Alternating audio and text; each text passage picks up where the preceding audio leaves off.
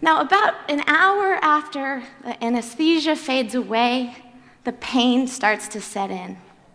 Fortunately, patients are given strong doses of morphine sulfate, a powerful painkiller. This is routine treatment for thoracic surgery, but Dr. Benedetti and his colleagues made a few subtle tweaks. Half of the patients were given the dose of morphine by a doctor at their bedside. The other half was given the exact same dose of morphine, but it was administered into their IV by a pre-programmed pump. Now, you would think that both of these groups of patients would experience the same relief, but this was not the case. The group that received the morphine by the doctor reported significant reductions in their pain levels. The other group, the group who received the same exact amount of morphine but wasn't aware of it, they didn't seem to experience the same benefit. So Dr. Benedetti and his colleagues didn't stop there. They used the same procedure to test the effectiveness of other treatments, treatments for anxiety, treatments for Parkinson's disease, treatments for hypertension. And what they found was remarkable and consistent. When the patients were aware of the treatment and expected to receive the benefit, the treatment was highly effective. But when they weren't, that same drug, that same pill, and that same procedure was blunted, and in some cases, not even effective at all. So I read about these studies when I was a student at Harvard University, and at the time I was heavily immersed into the literature on the placebo effect. And the more I read, the more I started thinking about the true nature of placebos. So what is the placebo effect really? Well, most people discount the placebo effect as just some magical response to some fake pill or some faux procedure. But that's not what the placebo effect is. The placebo effect is not about the faux pill or the sugar pill or the fake procedure. What the placebo effect really is a powerful, robust, and consistent demonstration of the ability of our mindsets, in this case, the expectation to heal, to recruit healing properties in the body. So what is a mindset? A mindset is quite literally a setting of the mind. It's a lens or a frame of mind through which we view the world. We simplify the infinite number of potential interpretations at any given moment. Now, the ability to simplify our world through our mindsets is a natural part of being human. But what I want to suggest to you today is that these mindsets are not inconsequential, and instead they play a dramatic role in determining our health and our well-being. So while I was at Harvard, I had the opportunity to work with Professor Ellen Langer. She's a professor of psychology, and when she heard that I was also a Division I athlete, laughed at me. She said, "You know, exercise is just a placebo, right?" Now, I was kind of offended because at the time I had been spending up to 4 hours a day training my body to be in optimal shape. But she did get me thinking about mindsets and how they might matter outside of medical walls. Was I getting fitter and stronger because of the time and the energy that I was putting into my training? Or was I getting fitter and stronger because I believed that I would? What about the other extreme? What if people were getting an extraordinary amount of exercise but weren't aware of it? Would they not receive the same benefit? We decided to test this, and to test this, we found a really unique group of women, a group of 84 hotel housekeepers working in 7 different hotels across the US. So these women are on their feet all day long. They're using a variety of muscles, and they're burning an extraordinary amount of calories just doing their job. But what's interesting is that these women don't seem to view their work in this light. We asked them, we said, "Do you exercise regularly?" And 2/3 said no. So we said, okay, well, so on a scale of 0 to 10, how much exercise do you get? And a third of them said 0. I get no exercise at all. So we wondered, what would happen if we could change their mindset? So we took these women, we split them into 2 groups. We measured them on a variety of things, including their weight, their blood pressure, their body fat, their satisfaction with their job. And then we took half of them and we gave them a simple 15-minute presentation. We gave them this poster and we said, you know, your work is good exercise.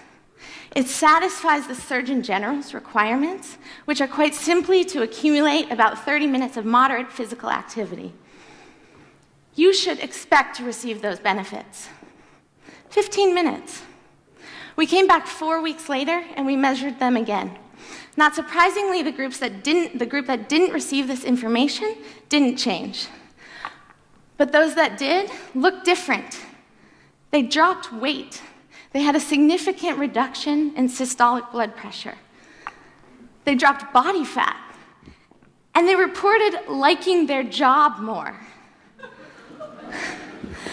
So what does this tell us? Well, to me, it was fascinating that just as a result of a simple 15-minute presentation, the whole game changed, producing a cascade of effects on both their health and their well-being, presumably without even changing behavior. Now, some of you might be thinking, well, how do you know they didn't change their behavior, right? Because that must have been what produced the effects. Well, we know they didn't work anymore. And the room attendants themselves assured us that they didn't join the sports club down the street. But of course, we can't know for sure if they weren't, putting a little more oomph into their making the beds. So this question really plagued me. Is there a direct, immediate connection between our mindsets and our bodies? So to test this, I worked with my colleagues at Yale, Kelly Brownell, Will Corbin, and Peter Salovey, and we did so by making a big batch of milkshakes. So we made this big batch of milkshakes, and then we invited people to come to our lab to try the milkshakes, and in exchange, we would give them $75. Sounds great, right? Well, the less appealing aspect of the agreement was that while they were drinking the shakes, we had them hooked up to an IV so we could get their blood samples. We were out to measure ghrelin. Ghrelin is a peptide. It's secreted in the gut. The medical experts call this the hunger hormone. So when we haven't eaten in a while, our ghrelin levels start to rise, signaling to the brain it's time to seek out food, and slowing our metabolism to, just in case we don't find that food. Now, say we go out, we find and we devour a milkshake, a hamburger, some French fries, our ghrelin levels drop, signaling to our brain, time to stop eating, and revving up the metabolism so we can burn the food that was just consumed. So the participants came in, we hooked them up to an IV, and then we gave them a milkshake, Sensa-Shake. This is 0% fat, 140 calories, 0 added sugar. This is guilt-free satisfaction. So they drank this shake, and in response, their ghrelin levels dropped, but only very slightly, signaling to the brain that some food had been consumed, but not a whole lot. So a week later, they came back to our lab. We hooked them up to an IV again, and we gave them this shake. 620 calories, 30 grams of fat, 56 grams of sugar. Now this is decadence you deserve. And in response to this shake, their ghrelin levels dropped again, but this time at a significantly steeper rate, about 3 times more than the shake they had before. Now, this would make good sense to any metabolic nutritionist who understands that the drop in ghrelin is proportional to the amount of calories consumed. But there was a catch. In this study, even though the participants thought they had consumed the sensible shake and the indulgent shake, in reality, we gave them the exact same shake at both time points. So what does this tell us? Well, just as in the case when the same amount of morphine produced more or less of an effect depending on our awareness, and just as in the case when the same amount of exercise produced more or less of a benefit depending on how it was construed, here again, our mindsets proved to matter.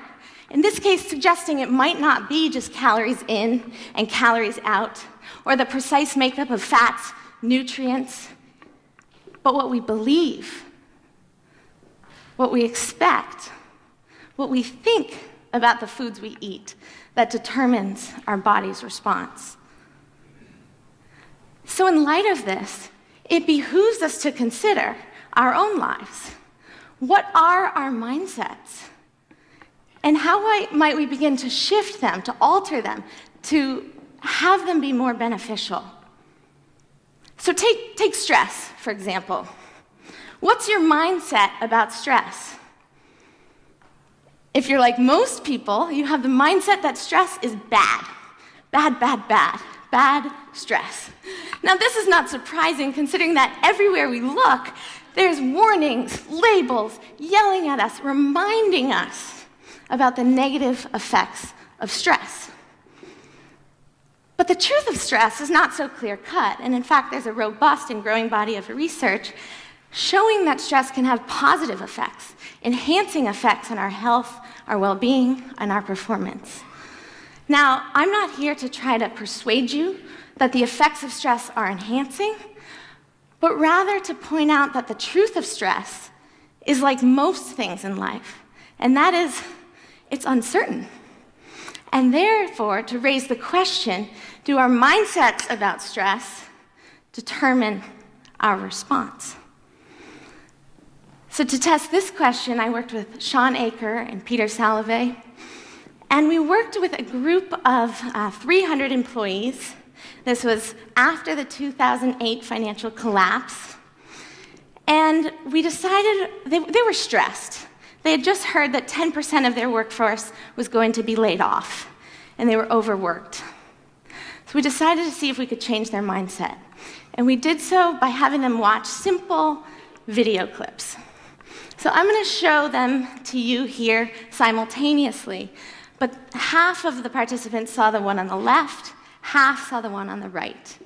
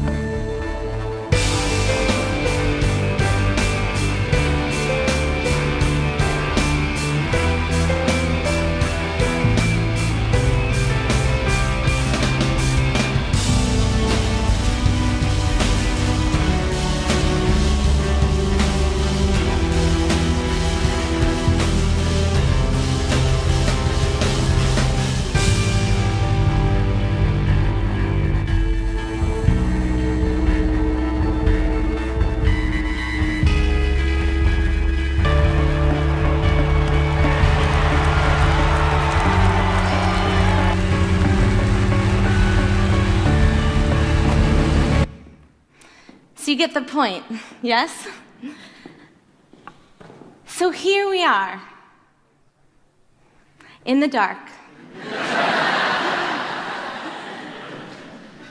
So here we are, they're watching facts, research, anecdotes, all true, but oriented towards one view or the other. And what we found was interesting. Those who watched these simple 3-minute video clips before the bell rang, before their job began, over the course of the next few weeks reported fewer negative health symptoms, fewer backaches, less muscle tension, less insomnia. And they also reported a higher level of engagement and performance at work. So at this point, I've presented 4 studies that demonstrate the power of mindset in medicine, in exercise, in diet, and in stress. There are many other very talented scholars tackling this phenomena as we speak. Carol Dweck's research demonstrates us that if we can shift our mindset about intelligence and talent as something that's fixed to something that's changeable over time, it can dramatically alter our academic and professional success. Yale epidemiologist Becca Levy's research shows us that if we can change our mindsets about aging, from viewing aging as an